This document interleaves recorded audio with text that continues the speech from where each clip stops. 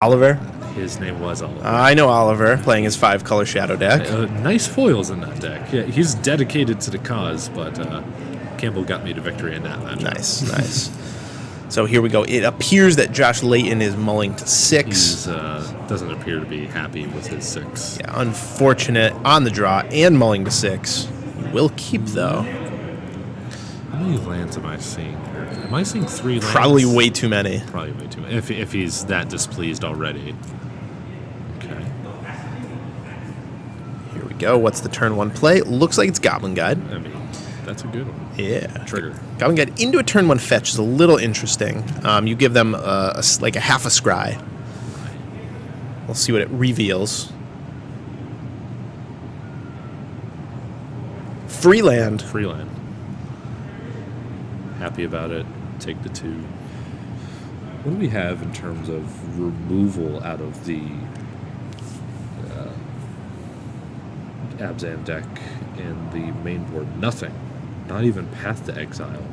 We're just full in on the combo. Wow. So the fact that he had no turn 1 play is even more puzzling. He's leading on 7 mana dorks to be able to turbo him into the rest of his deck. Yeah, it's a very surprising no mulligan against a deck that's this fast. So he must... That would indicate to me that he just has all the pieces in his hand. He has a Vizier of Remedies and some other part to... He may just have Devoted Druid, Vizier of Remedies, and is just ready to go off on turn 3. Yeah, he could have that. He could have like a Voice of Resurgence is really good in this matchup, something like that. Maybe even a Walking Bliss is pretty good on turn 2. Like block and shoot. Right. Well, I see a Vizier. Do we have Devoted on turn 2 to just go for it?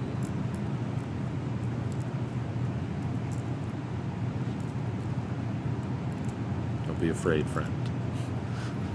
Here we go. Okay, Ooh, that's not really the one you want. Not the one we want to play first. But if turn 2 Vizier, turn 3 Kitchen Finks, that's pretty good. Yes.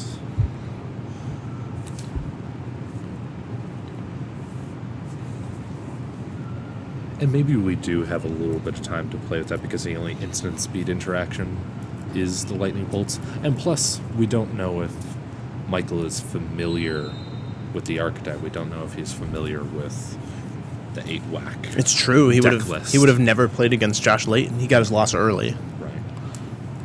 2 goblins. Maybe he thinks he's just dealing with normal burn right now. That Fanatical Firebrand might... yeah. That's an eye-opener. Clue him in that this is not your typical burn deck because the competitors do not get deck lists in this top 8. So here we go. 2 Goblin Guide triggers. Was that a Scoos? There was a Scoos. Wow, that's a nice little one-of to draw. That's a nice little one-of. Especially when he so conveniently chucked that Fanatical Firebrand into the graveyard, it seems like.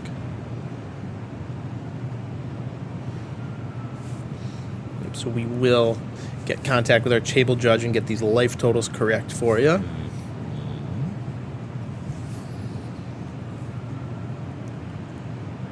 So I missed it, and my apologies, but did he block with the Vizier of Remedies and then Josh chose to Mog Fanatic the Vizier? No, it just bid it pre-combat. Okay. So here we go. It's a Legion Loyalist. And in combination with a Reckless Bushwhacker, that's pretty good. What do we got? I see one more land that's probably... Oh. or he just has it. So 3 power Goblin Guides. They're all going to have first strike, so this Kitchen Finks is rather sad. Yep, still got to jump in the way, though. Still got to jump in the way. Trigger. See a Vizier. So let's see how much. So this is 10, I think. 10. Do you just take it and then set up? Just depends. It depends entirely on the hand, I think. Yeah. And we're not exactly saying. I don't see what sources Michael has here. Okay. Stepping in the way of our 2-1 Legion Loyalist. damage. Take 8. 8 down to 6, gain 2, up to 8. Tough matchup for Josh Layton on the Maul to 6, but he's making it work here. He's got his opponent to 8 life. Just a Goblin Grenade away, I'd say. Just knock the top of the deck and pray, right? Mm. Okay, so we know the Vizier is coming on out here.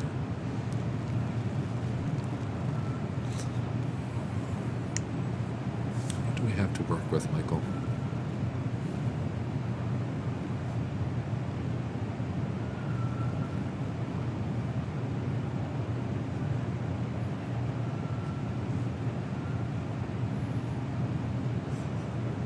I love Josh's posture. He's just like, yeah, all right. Just show me what you're going to do.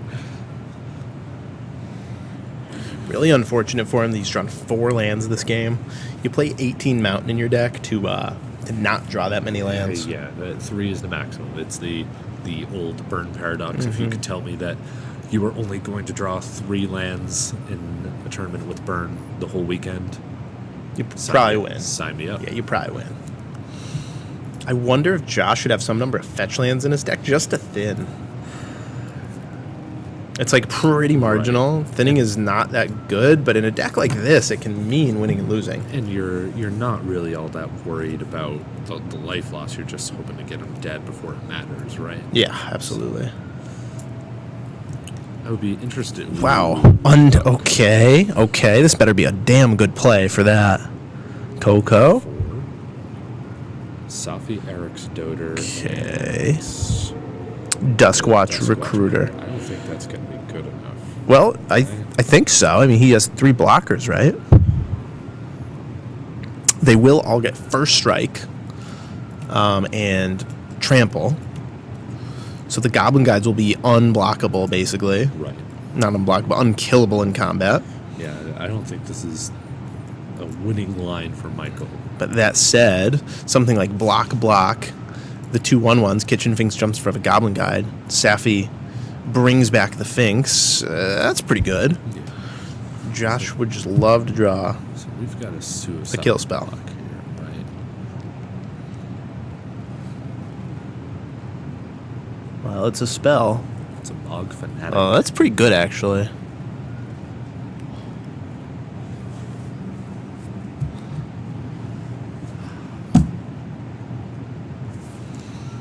Would you even play the 4th mountain here? Would you let that sit around? Yeah, I'd probably hold it in my hand. Why not? No reason not to. No reason to give your opponent perfect information. You never know. Now it's just a mountain.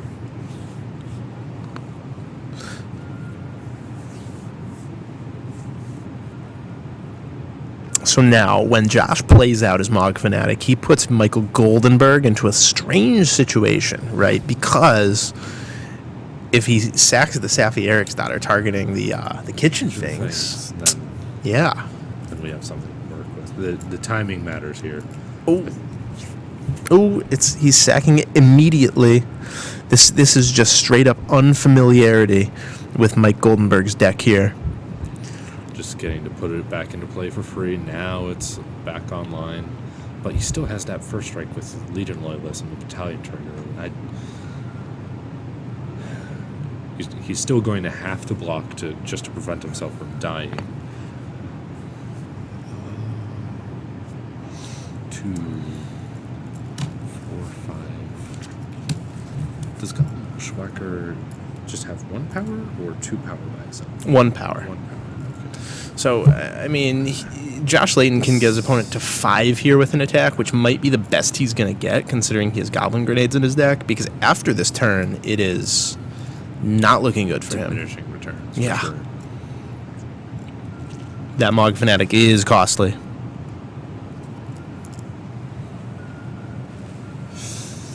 Yikes.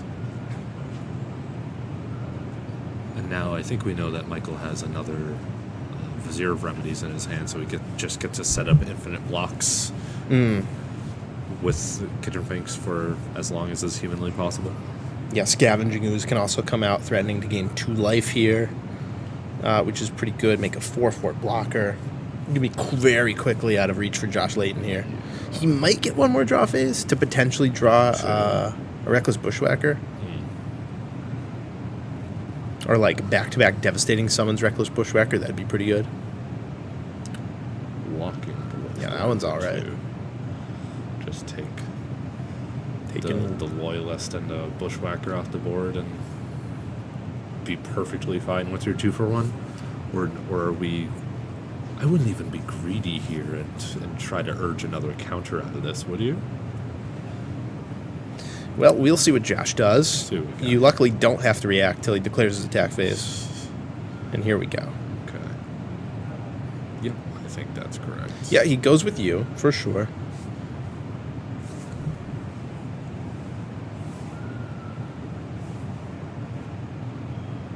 Josh says go. This guy flips. Turns into a 3-3. 3-3. And now Michael, who is a little bit mana constrained, can really... Okay, I see... Court of Calling in his hand.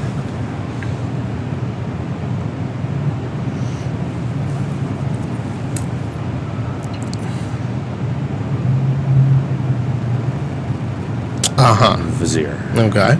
Cord for 1. Get your Viscera Seer. Yeah, Michael Goldenberg looking here to take this one to a game 2 with an arbitrarily large life total. Go to 5. That Goblin Grenade is not going to go off at instant speed. Right.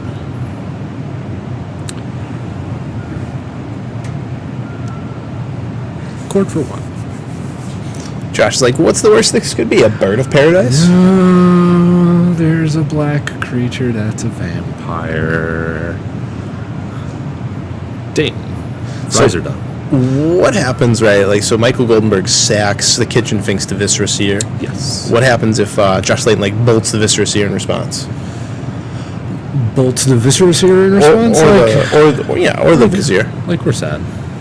But we're still not even really in that bad of a shape. Right. And that seems like a straight-up concession. Yeah, unless something happened we don't know about. Yep. Michael Goldenberg is up 1 game to none. He's got to be feeling pretty good about this.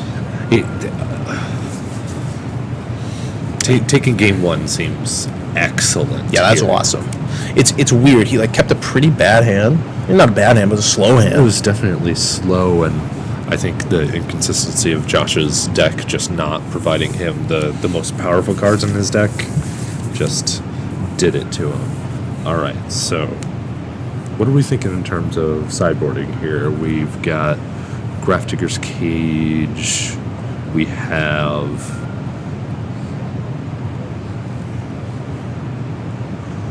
pretty much just Tormod's Crypt and Grafdigger's Cage on Josh's side of the table. That's all that I could see that I would be excited about. Yeah, I play Skullcrack, I think. It at least stops at Kitchen Finks. Right, and provides us with a little bit more reach because,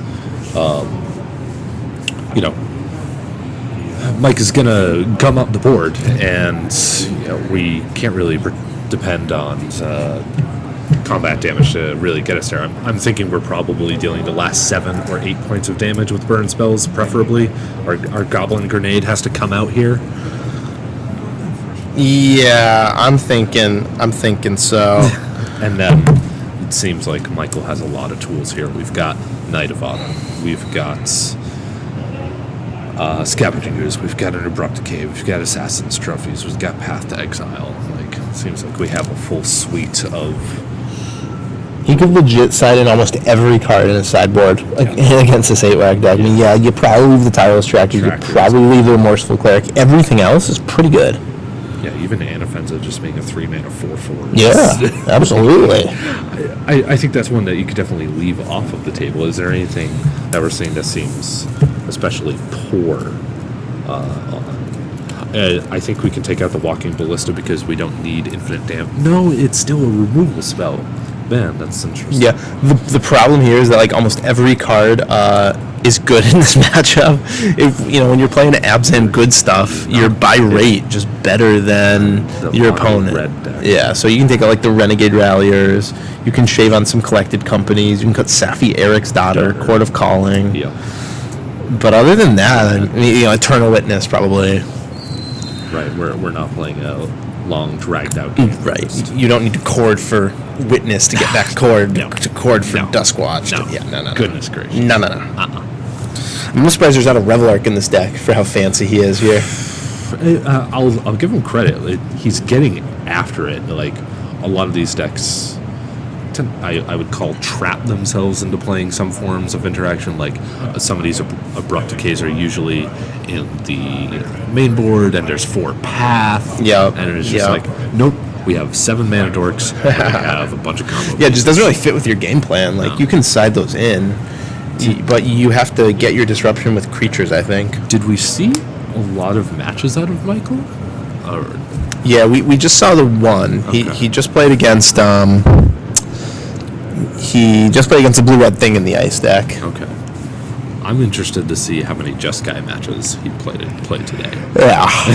Well, he has 2 in the top 8, but somehow for him, both are on the other side of the bracket. So he only sees them in the finals, right? And I think, if he does take this away here, I think against Jund or against Dredge, he has the advantage. So if he can buckle it and get the win against 8-Whack here, yeah, he's looking I good. would put him on as odds on to be in our finals. Okay, wow, all right. So 50-50, he's in the finals. Josh Layton, I think, could steal this here.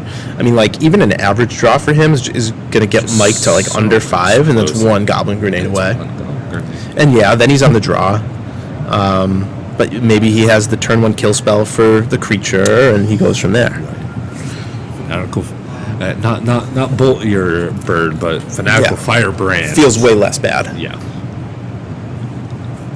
At some point, this Devastating Summons is going to come out and, like, do work. I hope it's this match. I've legitimately joked all weekend about turn 3 Devastating Summons. Float 3 red. Sack these 3 lands. Cast this Reckless Bushwhacker. Oh, yes, Michael did win game 1. We'll get that changed. Thank you.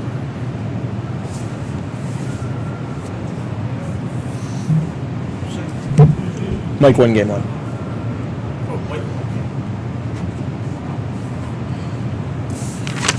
Mike up a game. Josh Layton on the right. Going to be on the play here for game 2 after his opponent.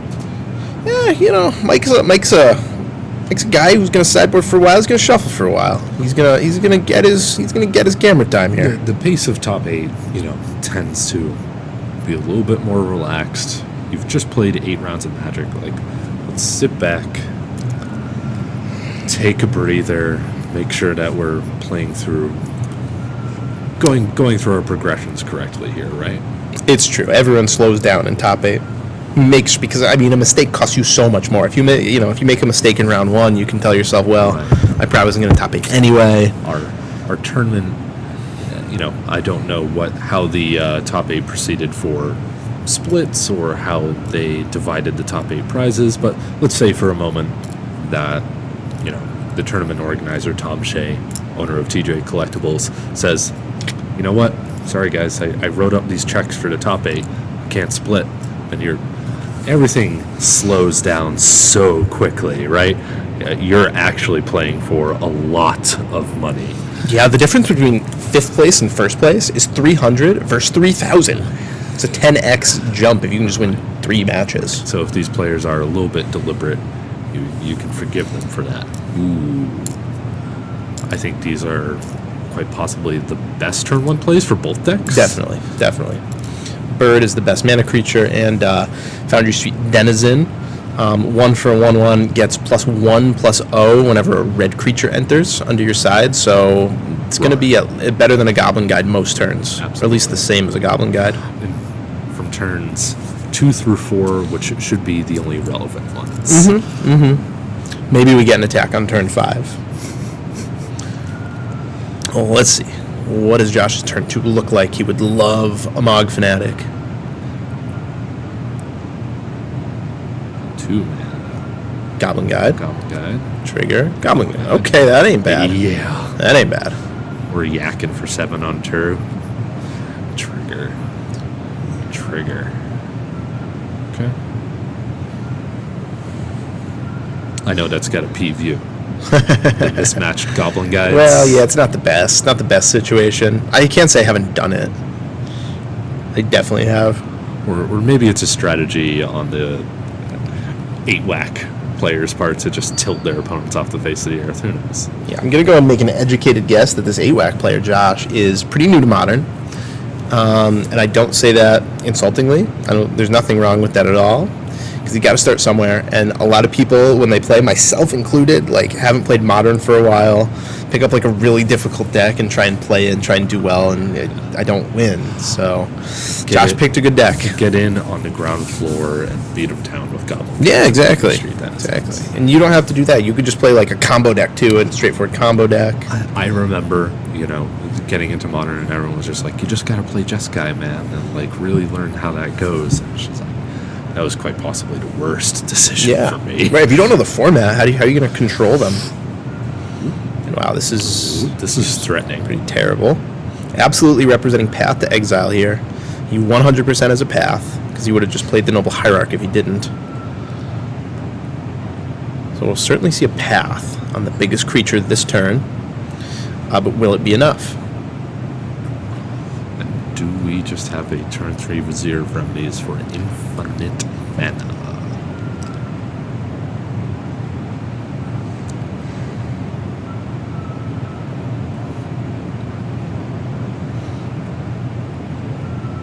Scoos. Again, the one of Scoos. That ain't bad. Poof. Poof. Yep. OG Goblin Guide. And I see a Chord of Culling in Michael's hand. So if we have one more land... we can just go off.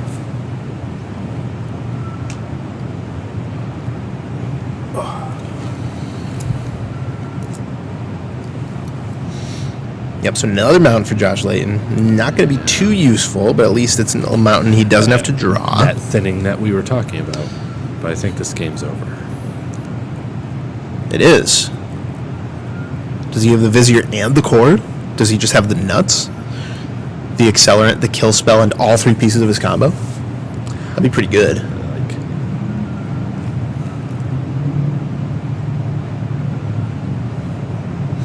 Mike takes it, goes to 9.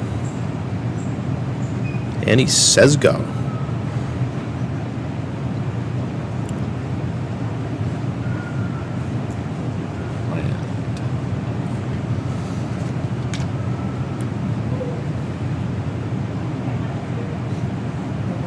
All right, goes to 8, does Mike Goldenberg. Josh Layton, if he untaps, he has lethal. But the question is he going to get to untap this turn? I don't know. This would be a legit turn 3 kill from this Abzan deck. Done it plenty of times. You a connoisseur of Collected Company and Court of Calling? Is that your calling in life? Yeah, I never played any of those decks, to be honest. I played against them a lot, and I always wanted to play against them, almost no matter what I was playing. Gotcha. I just always feel like I have control, like I can choose where the game goes when I play against those decks. They don't have interaction, They're at the mercy of whatever you can do to them. That doesn't mean you win all the time, but okay, what's this? Do we have 4 mana? 5 mana. Chord for 2. Uh-oh. There's now going to be a Vizier of Remedies in play. There's now infinite green mana. Uh-oh. You're going to go ahead and do that mid-shuffle? Yeah. I'm just letting you know we're going to twiddle this Devoted Druid a bunch. Yeah, and Josh Layton has a Skullcrack. He could stop some life gain, but... Mike Goldberg just has an excellent draw here. He's going to make a ton of green mana, and how is he going to use it?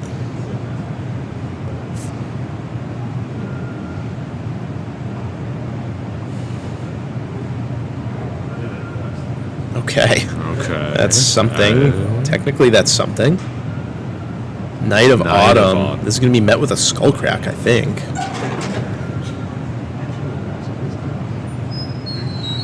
Oh. Okay, so not game ending like I thought, but Mike Goldenberg at 5. Goblin Grenade in Josh's hand. But look at this. Scoos. And I have to imagine there has to be at least one creature in the graveyard, right? There might be one, there might be 0. It's either 1 or 0. Right, because Goblin God got pathed. Hey, I don't think any other creatures. Oh my god, is Josh going to steal this game? No way. Infinite green mana on turn 3. 2 different life gain creatures, and wow.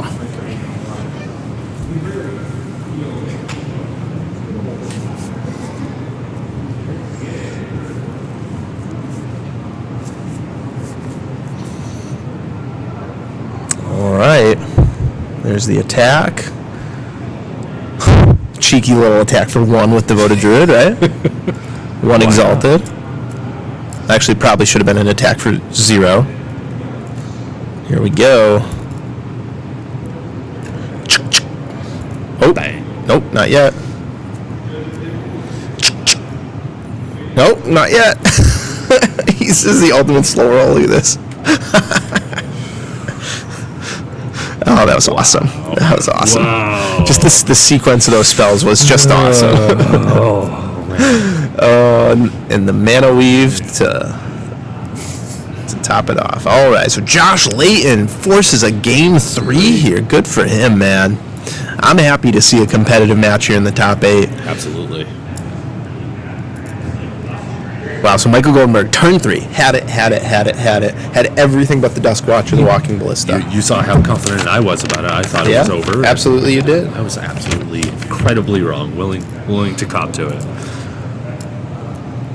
No Ronas. He had Walking Ballista or Duskwatch Recruiter or another Cord or Coco. I thought I saw a Duskwatch Recruiter, and I thought that was going to get there, but,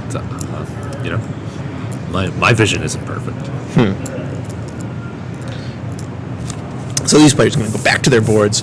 The good news for Michael Goldenberg, he should be a little mad about how that game went. I'd be a little annoyed if I was him, but he gets to be on the play for game 3 with a good matchup. That's really true.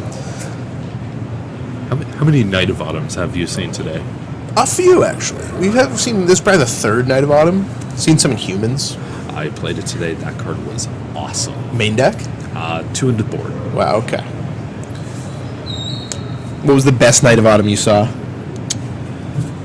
The one that I cast that targeted a Eidolon of the Great Revel against Burn. Nice. That was pretty good. That's pretty nice, right? Because it's Artifact or Enchantment. Yes. Yeah. Just what a powerful card. You would play that in marginal spots, compared to Reclamation Sage.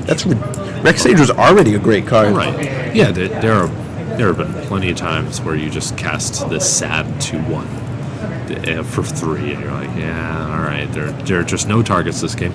Nope. Instead, let's just make this 4/3 and get after it. Yeah, that's right. With the +1/+1 counters, what an absurd card. Right. It's like they gave out full art Reclamation Sages, and then they crushed everybody by making Night of Autumn. Poor Rec Sage, and I just can't see where there are too many decks that would give up on that just because of the additional white. Right. It just seems, in the sort of decks that are going to want that card anyway, white is usually there. It's Summoner's usually Pack available. decks, or Cord decks, or Coco decks. Ether Vial decks. Ether Vial decks.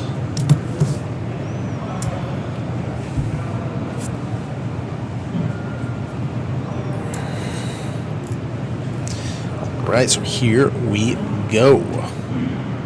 Michael, gonna be on the play. 7.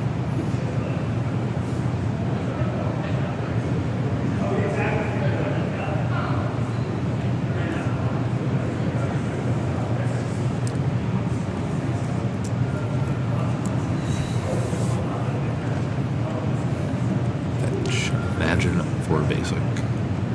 Yeah, you can't give up a single point of life in this match. You have to walk a tightrope for sure. So you're curious. Brad has 1-2-1 and Noah has 1-2-1. Nice. Thank you. Goodness. So updates from the other tables. Brad Tremblay, our number 1 seed, playing Dredge, has taken down over the Jund deck of Vincent. And Noah Walker, 6 seed, took down the 3 seed Humans, Sam Lavoisier. So congratulations, Sam. Congratulations, Brad. But you both fell. Nice job getting here. Noah Walker, the most accomplished player in this top 8, onto the top 4. Are we really surprised? He did really well today. He hasn't lost a match yet with his Jeskai deck. It's going to be a multifaceted thing that if he's just able to bring his skills from Legacy are unparalleled. I haven't seen him actually play much Modern, so if he could just belay that into Modern, that's incredibly scary. Okay, so the bird is bolted. Oldest sequence. Now, what does Josh have? How many Burning Tree emissaries are there in the hand? Trigger. Okay, that's pretty mild, but it's a attack for clock. 5.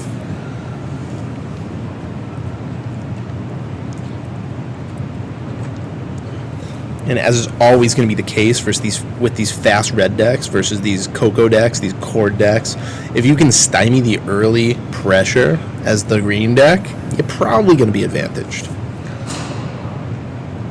So I wouldn't be surprised to see a path here from Michael.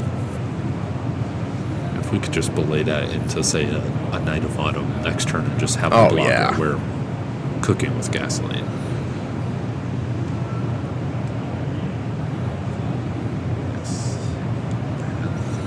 Indeed. Yep, makes sense. That's a better creature. But he'll still take 2, I do believe, right? Indeed. Down to 18. The Surging Bushwhacker does not bonus himself. Right.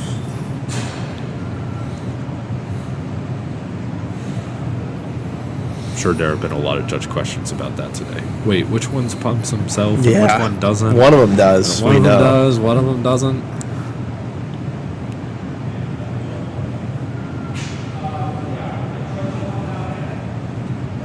See, 1 land and 3 spells in Josh's hands. That bodes well. Yeah, that's about as many land as he's going to want. 4 out of his 18, rather.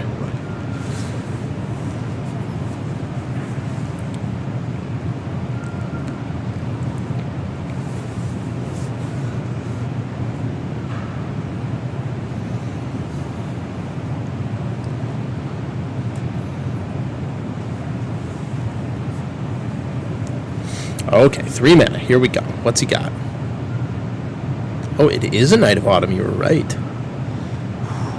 Is he going to make it I didn't even see it. Eidolon of Rhetoric he's going to start with. Okay. 1/4 seems Got Horned Turtle. absolutely.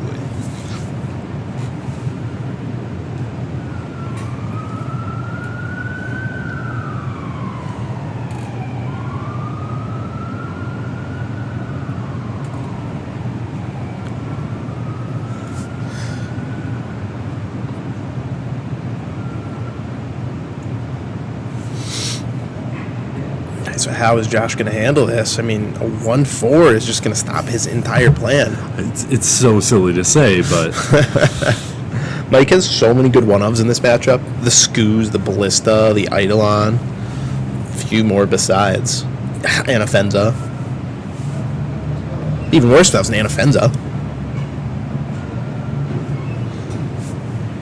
there's no flame slash to speak of here. There's no. Red is a pretty tough time killing enchantments. It's going to basically be Goblin Grenade or bust. He could combine like a Mog Fanatic and a Lightning Bolt on different turns.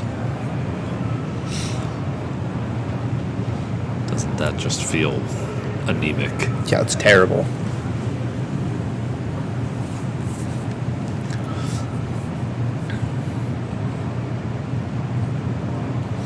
Attack, block, bolt. He'll 2 for 1. Michael could not be happier about Yeah, it. right? It's like, all right, the way is clear for my Knight of Autumn to be a 4-3, my Inoffensive to be a 4-4.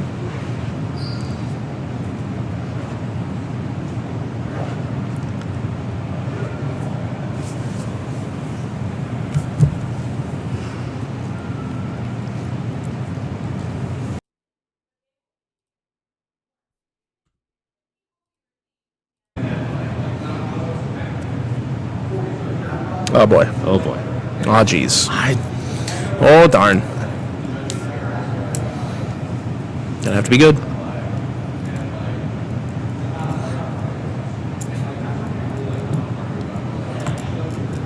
Mountain number 6. That's a third of them. I disagree with playing those both out there, but I hardly think it's going to matter. Yeah, probably not. Mike's gonna have to draw a lot of turns of nothing. Nothing for that. And he might, right? That's definitely doable. Josh has 4 Mog Fanatics and 4 Firebrands. Yes.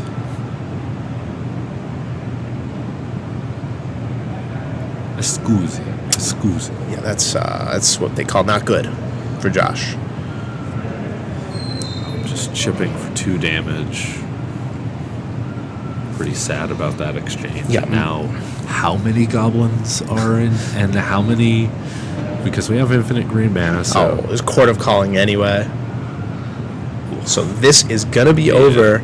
Mike Goldenberg gonna take this one. Grabbing a Dusk Watch Recruiter. You gotta figure there's still one in his deck. Oh, let's see it. Here it is. Shadows over Innistrad. Draft All-Star. Dusk Watch Recruiter. twiddle. I remember when Vizier came out, Duskwatch Recruiter came out, people were so excited for this. Oh, man. It was the hot thing. And look, this 2 years later, it's still being played. Absolutely. So it can stay. And there it is. Yeah, no need to go through it all. But congratulations to Josh Layton on apparently going right through the Swiss to get into a top 8 with a deck that's had to have cost him less than half of what his prize is going to be. Yeah, absolutely. for today. So Josh Layton, well done. That's great. Yeah, Josh Layton, let's see. He won 76% of his games today. Didn't lose a match until this one. And like you said, I mean, Modern, you can't just buy a $2,000 deck if you're new to Modern. That's not how that works. You start cheap, you go from there, you learn the format. I've seen plenty of newer players at TJ Collectibles who want to be quote unquote real Magic players, and they buy Jeskai, and then a month later they're just completely up to something else. I've had a 8-rack player go back to 8-rack. I've had an Infact player go back to Infact. Yeah, absolutely. I mean, you have to learn the format before you can play the super interaction. You chose these decks because they did something that was interesting to you, and you still like something about it. So, go back to that and really proxy test. Do a lot of work to figure out what the next step is. Don't just go to Hallowed Fountain and all those just because. So I am going to go check on the status of this 4th match here, because we have 3 out of 4 for a top 4. The only outstanding one is Brian Sue with Ad Nauseum versus Keith Wrong with Jeskai. Take a peek. I will stay with the chat. Chat, if you want to ask me any questions, go for it.